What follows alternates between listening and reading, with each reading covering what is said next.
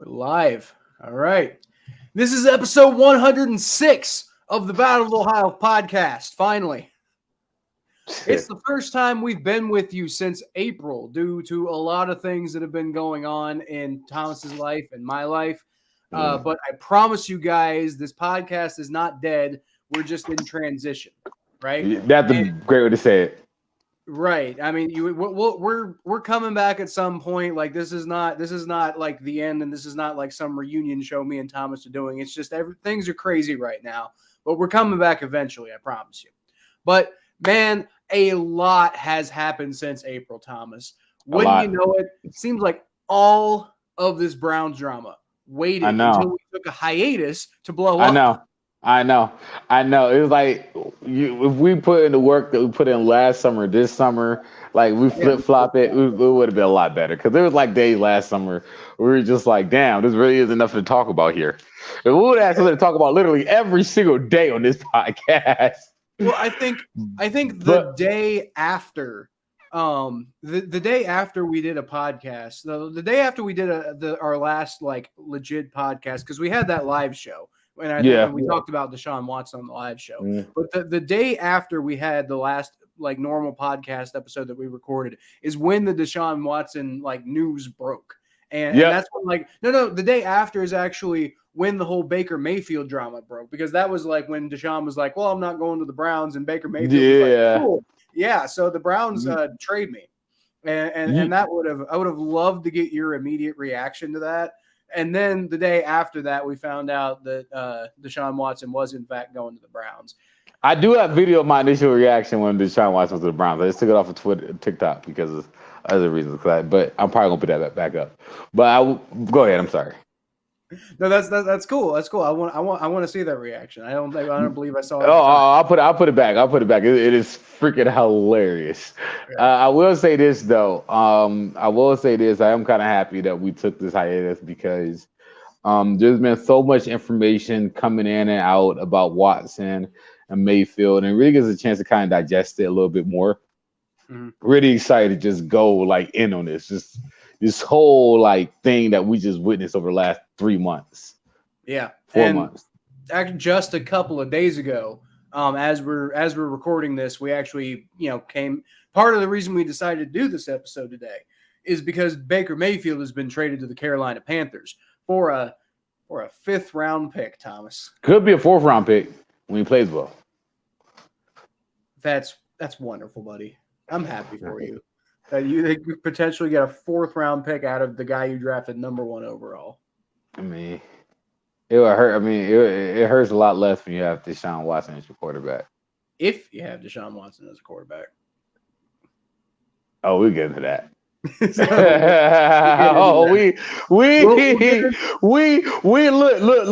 Look. We spent way too long not talking about it. Like, there's been days where I'm like, damn, I wish there was this online forum that I could get on and tell my side of the story about DeShaun Watson, how I feel about it. Damn, I wish I had one of those. Oh, wait, I do. Yeah. Just have not. I've been getting up at 4:00 in the morning every single day. So I get it. Like doing like 9 o'clock podcasts like we normally do. It's just not it. There's no way. There's no way. But, I'm definitely gonna chip some of this stuff out and put it on my TikTok. I'll tell you that for sure. I'm doing it tonight. Yeah. Hopefully before too long though, we can kind of get back into the swing of things though. Oh yeah, definitely. Stuff coming up that I might be able to actually swing that. Yeah, how about this, man? We've been really working on both our solo careers right now. I got a very exciting project coming up, Kyle. We can talk about that in the podcast. But I know you've got some exciting stuff coming up too. So quite a few exciting things coming up. This podcast is officially sponsored, by the way, by Kyle Phelps, financial representative. So if you need some financial representation, come call me. All right. I need some financial representation after I just spent the money that I spent on this new music video. I actually was in Cincinnati on Tuesday, Kyle. I meant to call you. I should have called you and told you I was in Cincinnati. I went to Kings Island for the first time. Yeah, the Kings Island for the first time. Oh, nice. Kings Island's good. Oh, it was fun. I thoroughly enjoyed it. And at the top of every single hill, every roller coaster, I yelled, "Go Browns!" Yeah. I don't like you. Take that, you Joe Barrows. Yeah, it's not gonna matter. Y'all are gonna go like, you're gonna go like, what, 5-12 with Jacoby Brissett all year?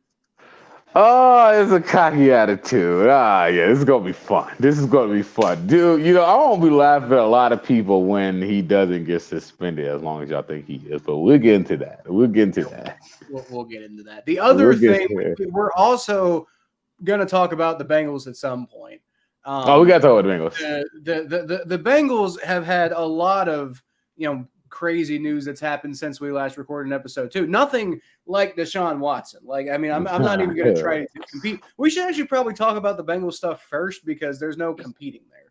Yeah, because this guy right here, you give me so much pain. You right here, you give me so much pain. Why do you give me so much pain? Why? I love you though. Mwah. Well, I could say the same thing about you.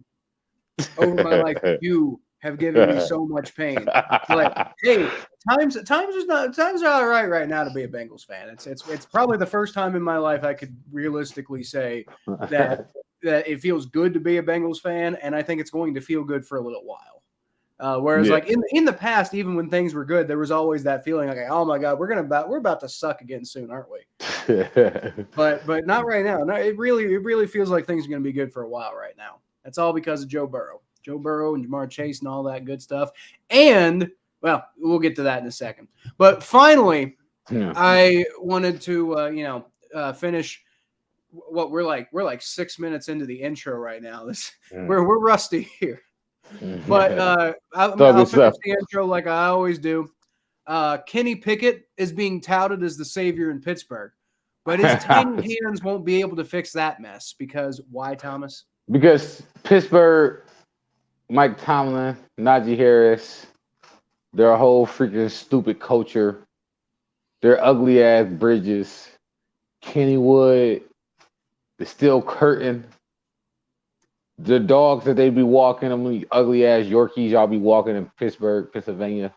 And your admittedly delicious pastrami sandwiches.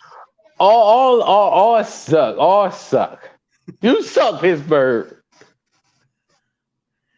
We've been waiting for that one for a while. That they do. They know how to make a sandwich, though. This sandwich is all right. Philadelphia make better sandwiches. I'm not necessarily going to disagree. Like a traditional Philly cheesesteak is one of the great pleasures in life. It really is.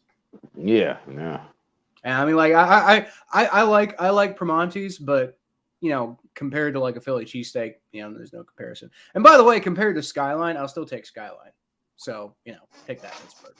Skyline's all right. Anyway, what you want to talk about first? All right. Well, like I said, let's talk about the Bengals first because there's no competing with the Browns drama. So I'm going to get the Bengals. There's never any compete with the Browns drama. Nobody's going to listen. If we get through the Browns stuff, nobody's going to listen to the Bengals stuff. So all right, cool. Let's go get into it. All right. So I believe, Thomas, the last time that there was actual football being played, or I believe actually the Super Bowl recap episode that we did. I said that if the Cincinnati Bengals fix their offensive line, they will win the Super Bowl in 2023, I guess, the 2022 season.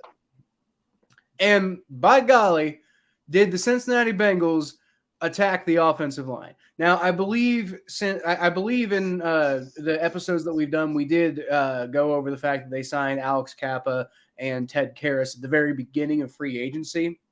So that takes care of the center position. That takes care of the right guard position, which are two of those are the two things that they needed to fix. Like that was the biggest problem on the team. But another position that was kind of shaky because you had Riley Reif come in last year to try to hold down the right tackle position. But Riley Reif also got hurt, and he was kind of older anyway, so they did not re-sign him this offseason. But what they did do is they went out and they pursued possibly one of the biggest fish I've ever seen the Bengals actually go out and pursue, at least as far as like hype surrounding it and everything like that goes. You know, a bunch of teams out there were trying to trade for La'el Collins before he hit the open market, and the Bengals managed to convince La'el Collins, don't go anywhere else, come to Cincinnati. You know where what never ever happens in my entire life, Thomas? Free agents choosing big name free agents choosing to come to Cincinnati. We're not talking about like, you know, we're not talking about like some former superstar on his last legs. We're talking about probably the best right tackle in the entire NFL in his prime right now. Decided that, I want to go help Joe Burrow try to win a Super Bowl. And honestly, the reason that we lost the Super Bowl, there's various different reasons why we lost the Super Bowl, but the final play of the game where Jamar Chase got wide open for a game-winning touchdown, but Joe Burrow couldn't find him. The reason that happened is because Hakeem Adeniji just got completely, busted on that play. And actually, I believe it was I could be wrong. I think it might have actually been Quentin Spain who missed Aaron Donald on that play. But either way, Aaron Donald got loose. Either way, Aaron Donald got loose because of that offensive line. And making a huge splash, like signing Ted Karras and Alex Kappa early on in free agency, and then bringing in La'el Collins, like that shows Bengals fans, I think, that this Bengals front office is different. They're not doing things the way that they were doing before. They're like, are they cheap? You could maybe still kind of make the argument that they try to be cheap in the way. I mean, they still haven't re-signed Jesse Bates. The way that they try to structure contracts and everything makes everybody nervous, and you can maybe make the argument they're still cheap, but at the very least, they're going out there and they're doing what they need to do now. And we still got to see them play. I can't say they fixed the offensive line until I see them play, but they made a hell of an effort to go out there and fix the only major hole on the team for the team that just went to the Super Bowl. So what's the next step? The next step is winning the Super Bowl. So I'm telling you, if that offensive line is as good as they look on paper, if you were to go plug all those players and put them in Madden with Joe Burrow, you'd win all 16 games, or 17 games. But I don't remember if they added the 17th game yet in Madden or not. They might have on the most recent one. Oh yeah, maybe. But either way, on paper, that's you've taken a Super Bowl like caliber roster and fixed the only major hole on it. So. I mean, I'm just saying go Bengals. We're going to win Super Bowl. Not so fast, my friend. So many on a few things. First of all, let me say this. When you go to the Super Bowl and you have a quarterback at the caliber of Joe Burrow, you will have free agents and you will have players who gravitate towards your city. So if I was you, I get used to having free agents sign with Cincinnati Bengals. The Bengals are going to be a hot team for a long time. As long as you have Joe Burrow and Jamar Chase, the Bengals will be a Super Bowl contender. With them adding offensive line, I do agree with you. They will be a Super Bowl contender. Defense last year for the Bengals really wasn't that bad. That was pretty good last year. So they had a pretty decent defense. They had and you add some protection over Joe Burrow that allows him to find receivers like T. Higgins and Jamar Chase and I'm blanking on names. You just said his name for the tight end. Agabi, the tight end's name. Are you talking about Uzoma, who plays for the Jets now? Oh, y'all lost your tight end? Yeah, no, we replaced him with Hayden Hurst. Oh, for real? Yeah. Yeah, we upgraded like I didn't know that. That's news to me. CJ went to the Jets. That's news to me. No, Hayden Hurst is a beast. Yeah, Hayden Hurst is a beast. CJ Uzama is a good tight end. Hayden Hurst is an upgrade as far as talent goes, but CJ was so integral to that locker room culture and everything like that. Yeah, so well, I think it's not necessarily a good thing or an overall upgrade, but talent wise, it's an upgrade. I think it's an upgrade.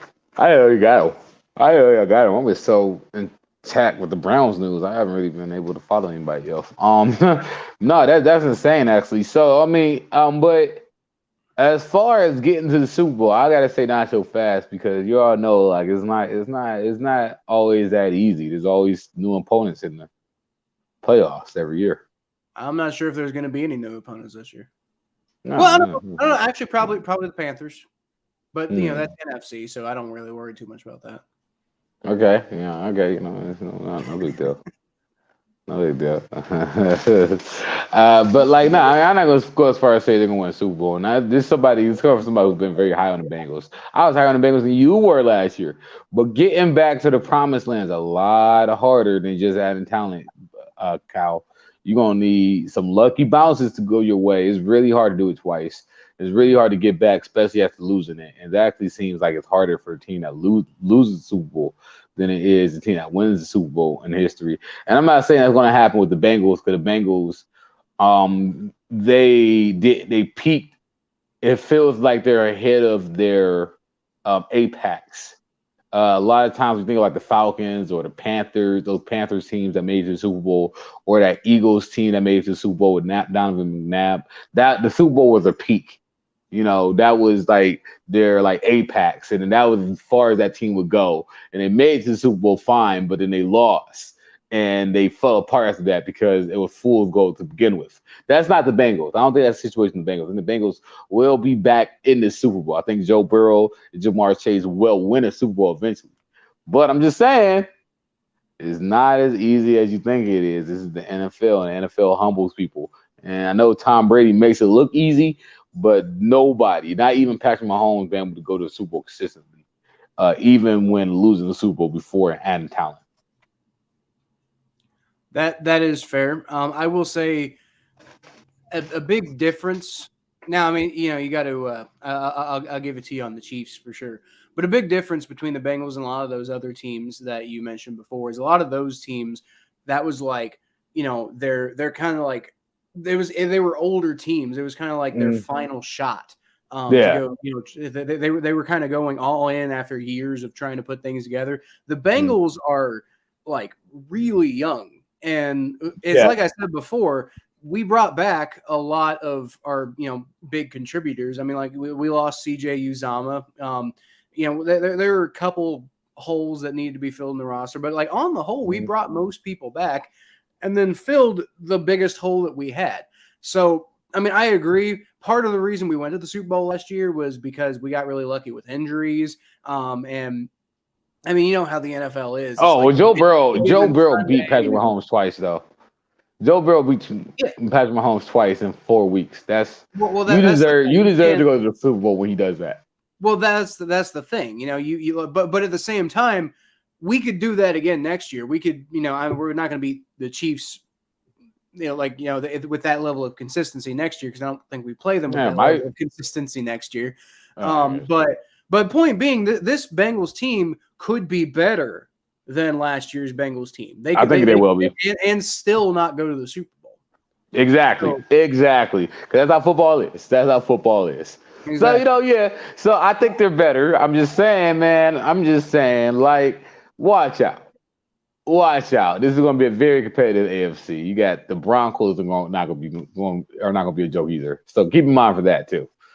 See, here's my thing, man. Like I get. I'm not going to sit here and try to say like, oh, the Broncos are not any good or anything like that. But like, I mean, I get the Broncos got a really good quarterback, but like he's an older quarterback who's making a transition to a brand new team and a brand new system.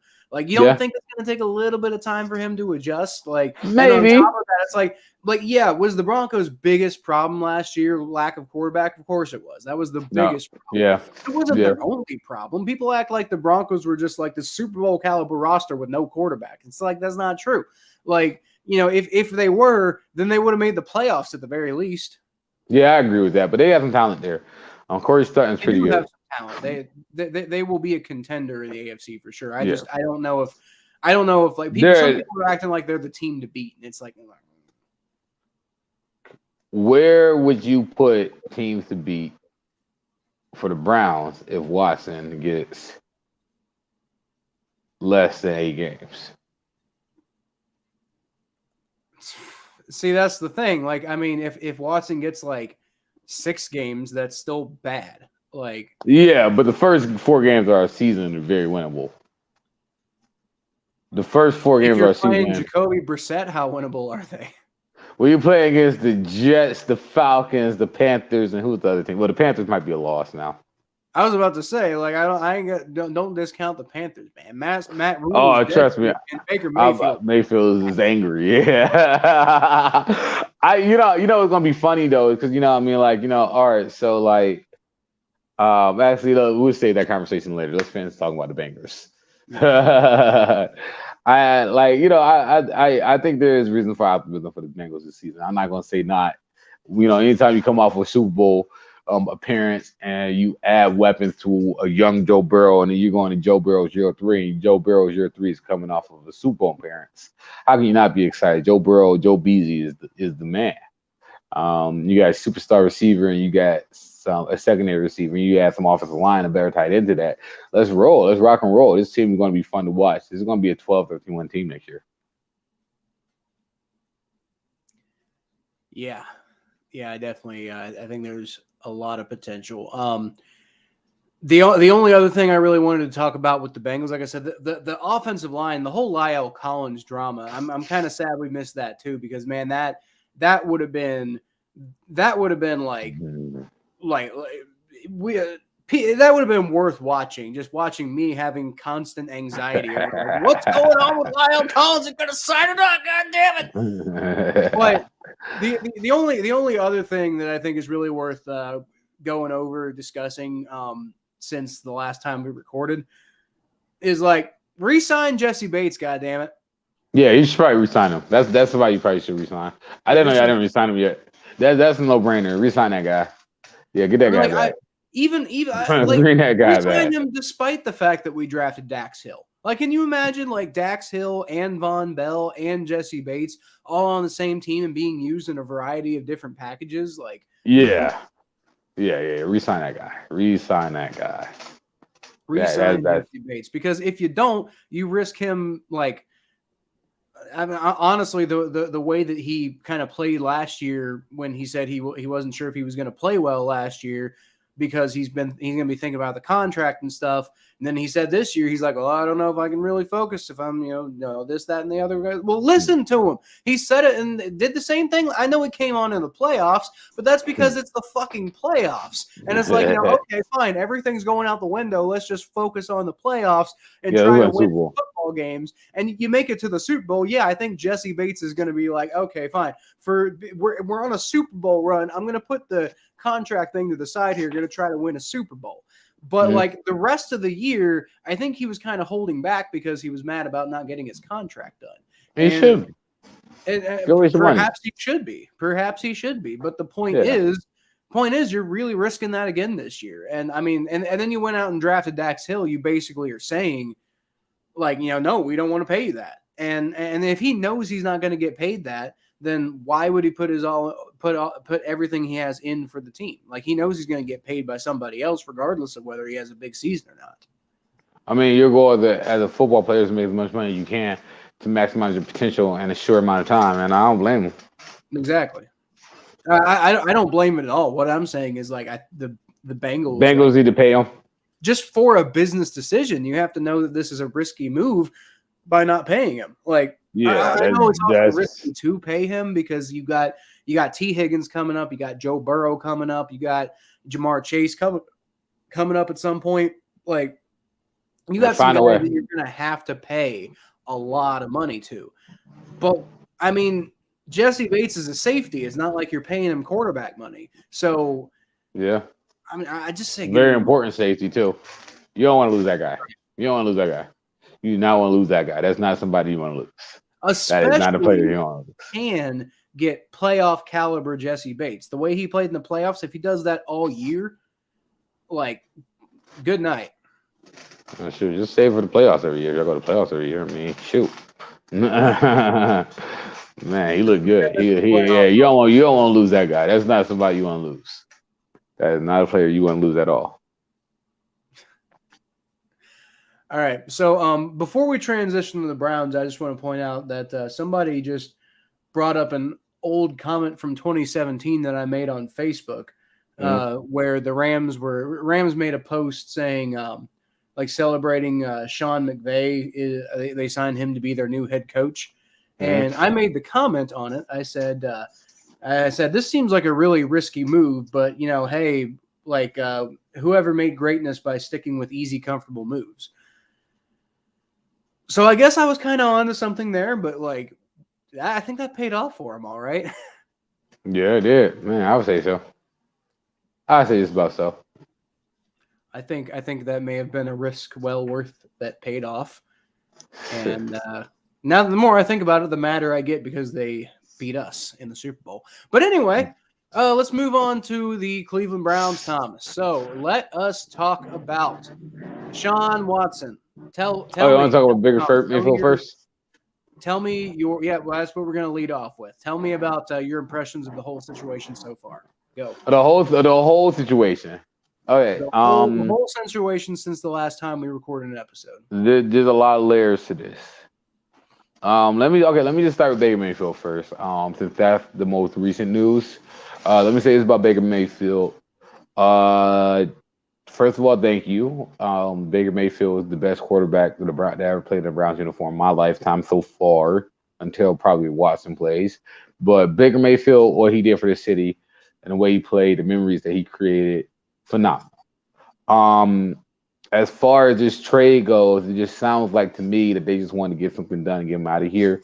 I think Carolina is going to be a great situation for him because I think he's in a situation now where they're going to allow him to be Baker. I think that him having a competition to beat out Sam Darnold kind of waking that fire in him a little bit. I think that people are going to get him in camp and they're going to be like, ooh, he's a lot better than we thought he was. Ooh, he can throw it like that. Ooh, he can throw it like that. Ooh, he have accuracy like that. That's what I think they're going to get in camp. I think they're going to be like, all right, the media can say whatever they want, but the reality is the media isn't real. That ain't concrete fact. What you go out and you do on the field, that's concrete fact. And if I'm on the field and I see this guy in practice making all these throws and doing all these things, I'm like, dang, he actually has some talent. And I see his physical talent in front of me. I'm like, let me give this guy a shot, and they're going to buy in. I think that's what's going to happen with Baker Mayfield. I think that Carolina is going to realize that they have a lot better than some kind of throwing quarterback. I think they got a really good quarterback. And so I think Mayfield's going to do well. Kevin Stefanski did come out to say, and some of the Browns organization did say that they were willing to run with Baker Mayfield after DeShaun Watson initially told him no. So imagine a universe where Baker Mayfield don't get traded at all because Watson decided not to come to the Browns. So they're kind of forcing them to play. That would have been a whole nother thing. That would have been actually probably worse than what we're dealing with right now. So as far as Baker Mayfield goes, as far as the whole Baker Mayfield thing goes, I'm thankful for one. I'm thankful for the memories. I'm thankful for everything that happened. I'm not one of the fans that hate Baker Mayfield. I think he was hurt last year. I think he's going to do well. But with that said, I hope to God that we win that week 1. Not because I don't think that the Panthers are going to have a better season than us.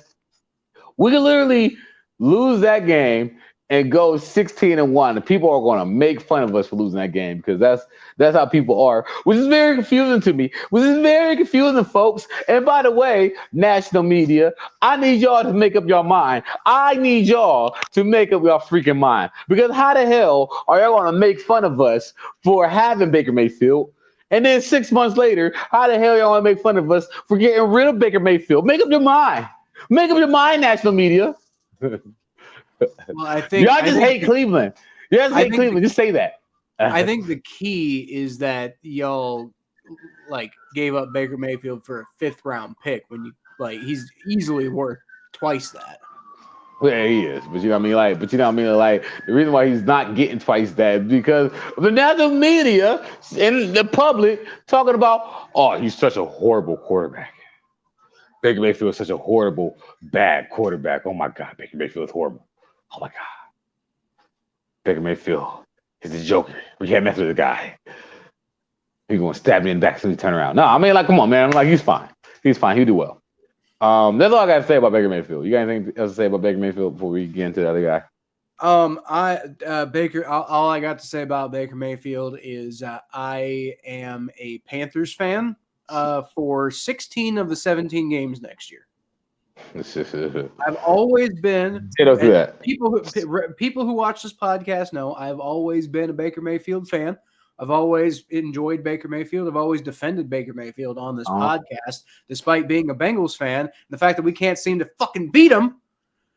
But I've always been a Baker Mayfield defender. I've always been a Baker Mayfield fan. I like him. I like his moxie. I like everything like that. And the fact that he is on a team that I don't have a rivalry with now is very nice for me because I can actually root for the guy. However, the Bengals play him in week 6, and we got to beat him at least once before he retires. Well, I think I'll have more than one chance because I think that he's going to be a quarterback in Carolina for a very long time. In fact, I think that he's actually going to come to Carolina. He's going to turn a lot of heads. I'm really excited to see him with McCaffrey, too. I think that's going to be fun. I think that's going to be real fun. I think his style lines up with McCaffrey's really well. I want to see him. I want to see Gunslinger Baker again. Seriously. Like, I want to see Gunslinger Baker again. I think he fits with Ben McAdoo, to be honest with you. Yeah. I think that's a really good pairing. Yeah, we'll see. Now, as far as DeShaun Watson, though, now here goes the fun stuff. Okay, now I put on Twitter. I got to kind of defend my tweet. Is I said that DeShaun Watson did not do anything illegal. What I meant by that was, and like I know we're getting some touchy stuff. I know for a fact we're getting some touchy stuff here, but DeShaun Watson wasn't indicted, and I think that's very telling stuff. And I know, like, for a lot of people, it's like, oh, well, the volume of women. Well, yeah, but you had two different grand juries, two different judges look at it and go, like, there's not enough evidence here to indict him. And this is with 22 different women and criminal court, which tells me that I'm not saying that something didn't happen. I just don't think it's as criminal and as heinous as the national media is making it out to be. Because if it was, I thoroughly believe he would be in jail. I think that something happened. Don't get me wrong. I'm not saying that something didn't happen. I just don't think it's as heinous as we're making this. And the reason why I say that, and the reason why I say that with more confidence now than I would have probably a month ago, because I was kind of scared, is because as stuff starts to leak out, it's starting to show that a lot of the stuff that Tony Busby was saying was for show. And I cautious that the lawyer for these women is almost an attention seeker. He loves the attention. He loves the spotlight. And it's blatantly obvious that he's doing that. And this is not crapping on struggles that women go through. 'Cause I'm not saying women don't go through struggles. They do. I'm just saying, like, this city's been going through a lot with this quarterback. And I'm struggling with the fact where I'm trying to defend my stance as how I see a black man being treated in this world with women's rights. And, like, I'm very, I don't really want to get political here. But it's really hard with this.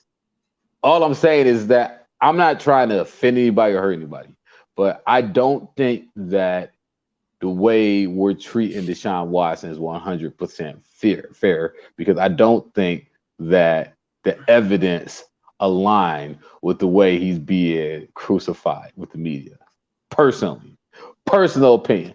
And I think if a third judge, who's the independent arbiter of Sue Robinson, if she come out and say that DeShaun Watson did not do anything wrong or he should not be suspended, that would be 3 judges that looked at this trial and said that he deserved to play football. That's very telling to me. That's very telling to me that 3 people who took the LSAT test, who studied law, who studied this stuff, said, hey, you know what? There's no grounds to suspend this guy. If that happens, then I think that's a very telling thing. And I'm not saying that will happen, but it does sound like to me that he's probably going to play this season for 2 reasons, and for 2 reasons only. The biggest telling sign to me is that the party that want to settle isn't DeShaun Watson party, it's the NFL party. It's almost like the NFL want to hurry up and settle this because they're fearful of what Sue Robinson want to say. While the Deshaun Watson party is very comfortable we're hearing out Sue Robinson, which means one of two things to me. Either the Deshaun Watson party have one option, either year suspension or take a chance at Sue Robinson, or Sue Robinson is actually leaning towards Deshaun Watson because of the lack of evidence, and the NFL is afraid of being embarrassed, and they're scrambling. And that's what I'm taking this as, because that's what apparent to me. Now everybody say the NFL gets what it wants, but if a judge says that he shouldn't be suspended and y'all suspend him for a year, then y'all can get sued. This is how messy the situation has got. And I don't think when the dust all settle that he's going to get a year. Mike Florio said this. I wouldn't be surprised. Mike Florio said, I wouldn't be surprised if he doesn't get suspended at all. I'm not going to say he's not going to get suspended at all. I'm not going to say that. If I was a betting man, I would say 6 to 8 games. But I don't think he's getting a year. I don't think he's getting a year at all. I'm being 100% with you. And I will put money on that. I'll put my freaking apartment on that he's not getting a year. But my gut is saying 6 to 8. Actually, my gut's saying less, but I'm going to say 6 to 8. My brain is telling me 6 to 8. With knowing the stuff that I know, I think that the NFL and him and the Watson party is going to end up settling for around 6 to 8 games. Because I think the NFL want to do something so they save face. But I don't think that the evidence a lot. If you have no evidence to convict the man, then how do you convict the man? And I know you make the NFL look bad, but a lot of the stuff that's coming out is favoring Watson right now.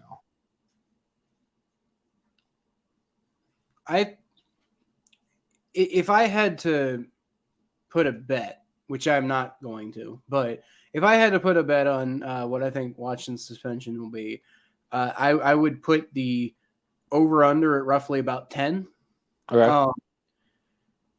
I don't necessarily. I sort of agree with you. I don't necessarily think that Watson's going to be suspended for a year, considering everything that's come out. I still think it's quite possible that he does, but I would say if I had to pick yes or no on a year, and that's the only two options I'm getting, I'd say probably not. But I do think that he's probably going to be suspended for most of the year. I would say 10 games sounds about right to me. And the reason for that is because, like, your tweet, and I responded to this tweet and said, I don't agree with what you're saying. Because what you said was Deshaun Watson didn't do anything illegal. The fact of the matter is that's a very bold statement to make. Like, just because, some judges said he didn't do anything illegal doesn't mean he didn't do anything illegal. Now, according to the court, there's no evidence to say that he did something illegal, to be fair. Which, judges get things wrong all the time. But I'm also not a judge. I haven't looked at all the evidence myself. I'm just saying 24 women. That's a lot of people. It's a lot of people who that's a lot. That's all I'm going to say. So the fact of the matter is the arbiter is not only looking at, did Deshaun Watson do anything illegal? The arbiter is looking at, did Deshaun Watson violate the NFL's code of conduct? Because this is not a legal case. This is a suspension case. This is did you violate what the company is trying to, like? Did you violate the company's, like, contract in some way? And Deshaun Watson's conduct, regardless of whether you think he did anything actually illegal or not, the conduct that they do have evidence of is rather abhorrent in certain cases. So you could say, oh, well, being a bad person isn't illegal. It's like, okay, that's fair enough, but the NFL can still suspend you for that. especially when it is surrounding cases of alleged sexual assault. So I would make the argument that purely from a company standpoint, that the arbiter is probably going to side more with the NFL than she's going to decide with DeShaun Watson. However, I do agree that perhaps because of the evidence being where it's at, or the lack of evidence being where the lack of evidence is at, then he might not get the full year just because of the way that the actual court cases went for him. But I also think that there's a lot more writing against him than I think you're giving credit to. Oh yeah, I do, but watch out. Just watch out. Watch out. I'm just saying if you're right and DeShaun Watson, let's go with a minimum. Let's say DeShaun Watson gets suspended 6 games. There's gonna be a lot of people mad. Browns, that would be a really good situation. I think that'd be a really good outcome for DeShaun Watson, considering all of 6 games. That would be I think he'd take if he could make that plea bargain, he'd do it in a heartbeat. But I think he's going to get more than 6 games. But let's just say it's just 6 games. Okay, so yeah, you're suspended for 6 games. The Browns got to find some way to play with Jacoby Brissett as the quarterback for 6 games. I have a feeling they could probably lose all of them. I have a feeling they could win about 3 of them. Pull up the schedule right now. All right, pull it up. Pull her up right now. I mean, I'm not saying they couldn't win any of them. I think that Panther game is a loss, though. All right, so let's see the first 6 games on the Browns' schedule this year are at the Panthers, week 1. Loss. That's a loss. Hosting the Jets. Win. I wouldn't count. I look, man. I would not. Well, how are they going to stop Chubb? With their defensive line, what are you talking about? The defensive line the Jets ever had. Well, yeah, but still Chubb. I think that the Jets had a good offseason. I would not discount the Jets being able to take down a Jacoby Brissett-led Browns team in week 2. I would. Steelers, I could see the Browns taking that one just because the Steelers are in a massive. Okay, that's 2-1. That's 2-1 for me right now. Okay, so I'm 1-2. Okay. And then we got the Falcons. That's 3-1 for me. That's 3-1 right there for me. I feel like you could go. I feel like you go either way on that. But either way, even if I give them the Falcons, that's 2-2. Chargers, that's a loss. That's a loss. Yeah, I get it. I give you that. So I'm at 2-3. Patriots. Okay, I'm at. Okay, cool. See, that's 3-3. Boom, boom, boom. There you go. Okay, so you're at 3-3. I'm at 2-4 at best. I think it's quite possible they could be 1-5 because like I said, the Falcons for me is a toss up. Now, if y'all got Baker Mayfield playing, for example, I think y'all beat the Falcons easy. But Jacoby Brissett, I don't know about that. And then here's the thing. Okay, so I don't know why I just closed out of that, but you got that's what the first 6 games is. And then you got DeShaun Watson making his debut on an NFL field, playing an NFL regular season game for the first time since 19? It's going to be exciting. It'll be fun, but 2020. Is he 2021. Really 2021 he played, right?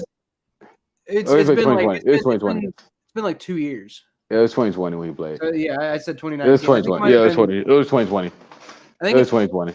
I think it might have been the 2019 season. Is that what it is? No, it was 2020 because I vividly remember going to a Browns versus Texas game where he played. It was 2 years ago. It was during the pandemic. Yeah, and that weather that game was horrible. Yeah, I remember that game. Yeah. That weather was horrible. So either way, it's been 2 years since DeShaun Watson stepped on an NFL field. Mm-hmm. There's going to be an adjustment period. So, I mean, we're taking those 6 games. I got him at 2-4, maybe 1-5. And then DeShaun Watson shows up playing the Baltimore Ravens in Baltimore. Well, that's going to be exciting. That'd be exciting, but I mean, I could easily see that being a win for the Ravens just because DeShaun Watson's trying to adjust. Then, I mean, you got the Bengals coming to town very next game. That's an easy loss. Yeah, maybe. We got a better quarterback. And then you got Dolphins, which the Dolphins, but then Bills, Buccaneers, and then the Texans. So that's going to be an interesting game. So I mean, it's a bit of a when if it's 6 games, then DeShaun Watson has a bit of an adjustment period, which is going to happen, and then it's a really tough stretch for a couple of weeks. So I don't see, even if DeShaun Watson comes back and even if they finish the season strong, I mean, I'm not even seeing playoffs for the Browns this year, honestly.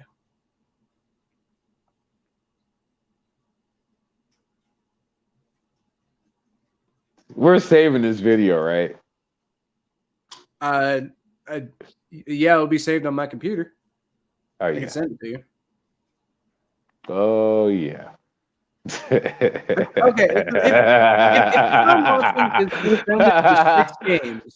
If DeShaun Watson is suspended for 6 games and he comes back and just immediately balls out and the Browns make the playoffs, then I will dig up the video myself and I'll put myself on blast. But I'm doing it also if that doesn't happen, Thomas. And I think what happens? I know this is like a crazy just thought, but what happens if DeShaun Watson don't get suspended at all? If DeShaun Watson doesn't get suspended at all, okay, wait, hold up. Just a hypothetical altogether. What would happen if DeShaun Watson gets suspended at all? Just not saying I don't think it's going to happen, but if it did happen. If DeShaun Watson doesn't get suspended at all, then I mean, I think the Browns have a pretty realistic shot to be a playoff team. But this whole idea that they're immediate Super Bowl contenders because Deshaun Watson, who once again hasn't played in 2 years, is there, I don't agree with that. But yeah, I do believe that the Browns could probably make it to the playoffs, maybe even make some noise in the playoffs, if he can get back to his old form. But also don't forget, the last time we saw Deshaun Watson play, he didn't play very well. Sure. He also played for Texas, a team that he didn't like. Keep in mind the comments that the owner of the Texans made, which caused actually Hawkins to demand a trade. People forgot about that. I don't think he was very comfortable in Texas for real. But I say this. I say this though.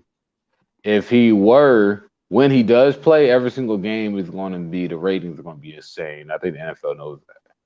The ratings, the publicity. Free advertisement for the NFL. There's no publicity that's bad publicity. We're like, oh, it's gonna look so bad at NFL. Yeah, but you know what though? Y'all gonna watch. Y'all gonna watch more. Y'all will watch more. People will watch the games if he plays versus if he doesn't play. That's true. Nobody's gonna watch Jacoby Brissett. Nobody, but people. As good of a guy as he is. People. DeShaun Watson versus Tom Brady. Oh boy, with the ratings for that game being insane. They know it. They know it. The NFL know what they're doing. They know what they're doing. It's probably true. They know what they're doing. They know what they're doing. Let's get into talking about these Steelers. And look, let me say this though. And I'm not. I mean, obviously, I wasn't there, and I don't know everything that happened. I don't have documents in my hands and all of that. But like I said, I at the end of the day, I think that if he did something as heinous as what they're saying he did, was as heinous as it was, the national media exaggerating, in my opinion. I think if he did something as heinous as they say he did, he would be in prison. I thoroughly believe that. I think that something happened. And I think that we're getting pieces of a story of something bigger. But I don't think Watson could be guilty of something like this without the Texans organization being guilty of something bigger, and I'll leave it at that. I'll leave it at that. But if he did do anything, I really hope that that everybody who was involved in this are okay. But hey, innocent until proven guilty. Also, I think that this is going to be the best quarterback the Browns ever had. This guy's phenomenal. He's very talented, but again, I think it really depends. If there's a major suspension this year, like like I'm thinking 10 plus games. If there's a major suspension this year, that could really throw off the DeShaun Watson in Cleveland era, honestly, because the whole first year could end up being a wash if he's suspended for enough time. Yeah, it could be horrifying. Period. And then by the time that he does adjust, the season's going to be over anyway. And then Baker Mayfield's going to be throwing touchdowns. People going to be making comments, oh, same old Browns. Okay. Exactly. And I mean, that toxicity, how it, you've seen it, Thomas. You've seen how toxicity from the Browns fan base has a tendency to wear on players. And I mean, DeShaun Watson is very easily susceptible to outside noise. We saw it happen with Houston. We could easily see it happen again with the Browns. Mm-hmm. Talent-wise, DeShaun Watson. I mean, just 1-to-1 talent-wise, obviously he's easily already the best quarterback in Browns history.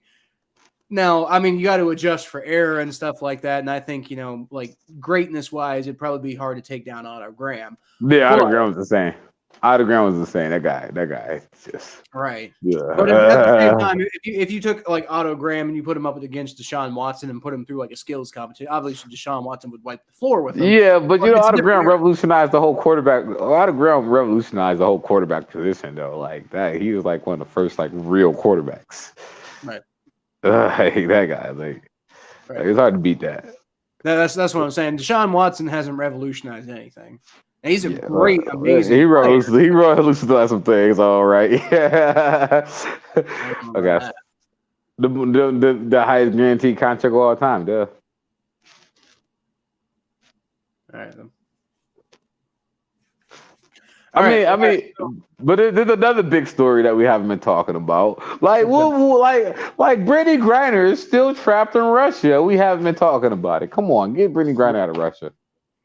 As a football podcast, but no, you know what's funny about it? What's funny is like I was writing down stuff for the podcast, and I was actually going to start my speech off with like, "Hey, it's a story that we've been talking about for months. It's been all over the news. We're ready to address this." I know it disgusted a couple people, and some people are mad, some people are defending the opposing side, but we really got to talk about Brittany Griner. And that's how I was going to lead off. I don't know anything about Brittany Griner other than save Brittany Griner, y'all. Save her. She's trapped in Russia, and she just pleaded guilty for smuggling drugs in Russia. Yeah, it was a CBD carton. It doesn't give you high. Just CBD, just relaxes you. I'm like, all right. I don't know enough about the situation to talk about it. Like. It's very scary. I hope she's probably okay, get her. I guess. I don't know about it. They should probably go get her. It's probably go get her. It's very scary. It's like not big a light of it at all. Like, they should go get her. Like, go save that woman. Like, for real. It's kind of hot. Anyway. Obviously, the human being is being detained in Russia, which is just not good. Like, I mean, it's just not good. It's not a good look. She didn't do anything terrible. So, I mean, obviously, how did we get here? That, but I don't know. But anyway, you said let's talk about the Steelers. And to be completely honest with you, Thomas, I think the biggest news about the Steelers is that there's basically no news to talk about. Like, I mean, the Steelers have been so, other than Kenny Pickett. Kenny Pickett's been the biggest story for the Steelers this offseason. But, I mean, it's just they've been so uncharacteristically quiet. Mm-hmm. Like, I mean, in recent years, the Steelers have just been like drama central this, drama central that. Mm-hmm. They have not been lately, which is – if there's anything good that's been happening with the Steelers in recent, like, in over the last like few months, I mean, that's it. I mean, the Steelers have not been going a good direction as far as like, the composition of their roster and like, the strategy they're putting behind, trying to put a football team together and everything like that. I don't really like any of the moves they've been making, but the fact that they've been quiet, that's good for them because they were starting to, like I said, they were starting to become a cesspit there for a minute. So I mean, I don't know. Maybe I still feel like they're going to have a bad year, but maybe the fact that they're shutting up for like 10 seconds, they're going to be able to absorb the bad year that they have and then like move on with some grace and then build upon that. I don't know. It's the Steelers. I don't necessarily believe that's going to happen. Like I think once they start losing again, they're like all the drama is going to start like flying up in the air and stuff like that. But right now they're quiet, and I think, honestly, right now, my advice is be quiet, sit down, take your lumps, deal with it. I think the Steelers being quiet is partially into like I think you're into that death of Dwayne Haskins into that too because that was that's a very humbling thing. Usually when somebody dies, you start to kind of think about all the important things in life.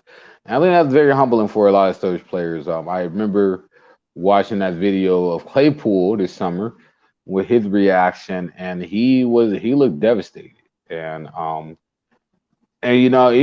felt for those players, I felt for that team. And I think when you go through something like that, it kind of hones in your focus a little more, and you're kind of more worried about things that matter after one of your teammates die like that. And I think that might be in part of what the silence is because you like I said, you start to worry about things that matter. So I think that's what we're starting to see with the Steelers. I do think I have this weird feeling that Claypool is going to have a really good season this year. I think that's their best receiver. I think he's pretty good. I know a lot of people aren't high on him. I think judging your face, look like you're one of those people, but I think he'll do really good this year. The most recent story that we've heard about the Steelers is Chase Claypool got out in the media saying, I'm a top 3 wide receiver. Like, no, you're not. Yeah, he did say that. Oh, you're not, buddy. I don't think he's that. You're not even a top 32 wide receiver. Damn. Now, part of that, I mean, perhaps is he the best wide receiver on the Steelers? Probably, but the Steelers don't have a very good wide receiver core. Like people like to be like, oh, they got Chase Claypool and Deontay Johnson and James Washington. They got a good. No, they don't have a good. That's a good receiver core considering the fact that it's a bad receiver core. It's probably a little bit better than you think they are. But I mean, the fact of the matter is the Steelers have probably one of the worst wide receiver rooms in the NFL right now. Damn, Pittsburgh, you suck. Claypool, by far and away the best one on the team. Good for you. You're better than Deontay Johnson. And don't get me wrong. I'm not trying to sit here and say Deontay Johnson's a bad player or anything like that. I mean, I'm talking my trash just like anybody else. But I'm like, Deontay Johnson's a bad player. Deontay Johnson also has, a bit of an issue with drops. And, Deontay Johnson? Exactly. I think he has there's some potential he has that I don't know if he's going to live up to just because he just doesn't he has a tendency to lose focus on what he's doing. And Chase Claypool is a fine player, but I think I think his ego gets in his way. Like for some players, their ego feeds them, and like T.O., for example, his ego fed him. And, he used it to kind of become the T.O. that he is. Chase Claypool, I think, gets tripped up by his own ego. It happened time and time and time again last year. And he seems to be going down the same path this year. So I don't know. I don't know exactly. I haven't been following a lot of Chase Claypool's development over the offseason. Because I'm not going to follow the Steelers that closely, but I can tell you that the way that he's been talking and all that, I think he's primed for quite the opposite of a breakout year. Honestly, this year, I think he's primed for. I think Deontay Johnson, quite honestly, might have a breakout year this year, and Chase Claypool is going to be kind of like one of those players who people are like, I wonder what's going on with him. Oh crap, he's not even having a very good season, is he? Very possibly. All right, and then we're almost at an hour here. So, anything you want to say about the Ravens? I don't have anything to say about the Ravens. The whole Lamar Jackson thing is very interesting to me. That's pretty much it. I mean, doesn't seem like the management and Lamar Jackson are getting along very well when it comes to talks about money. So that's something very interesting to follow. That's true. The last thing I heard about the Ravens was that Lamar Jackson wasn't wanting to resign, but I can't remember if we talked about that on the last time. We did. And you know what's crazy about it is I seen a photo of Lamar Jackson working out, like what he looks like after working out all summer or like all season. The guy looks good. He looks like he's in great shape. And I know I make fun of Lamar Jackson a lot, but he got talent. Like, that guy got talent. I think my biggest fear of Lamar Jackson, honestly, is his sustainability of his style.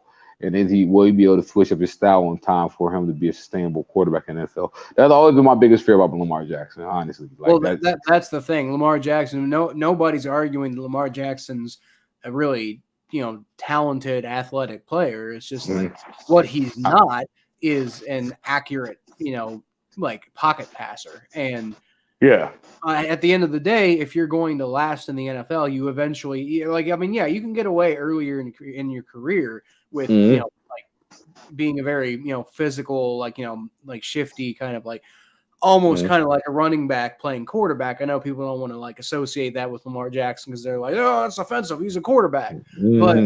But I mean, to an extent, you could sort of, use that just as an example of the way that he plays the game. But the thing is, if you want to have longevity, you can't do that because your body wears down. It's the same reason running backs retire early. Yeah, exactly. So, I mean, we'll see. We'll see what happens. Yep. We'll see. But I like I said, I don't have a whole lot to talk about as far as the Ravens go. But we are about an hour into this, so I think that's probably about as good a time as any to go ahead and wrap this episode up.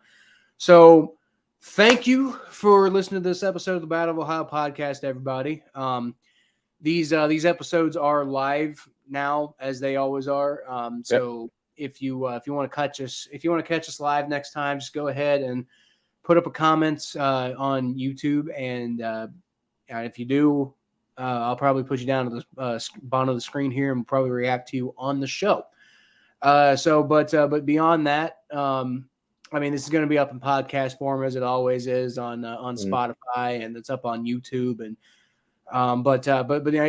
these are all live episodes going from here on out. It's just a lot easier for us to produce these. And if there's any chance of us coming back from a hiatus on a regular basis, it's going to have to be with these live podcasts because they're just so much easier for us. So much easier to actually put out. It's not so much that we're against like putting in the work to produce the podcast, but it's just the amount of time it takes to put these. A lot of time.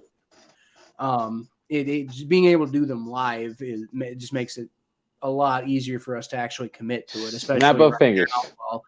Now, we both have to work full time and do this.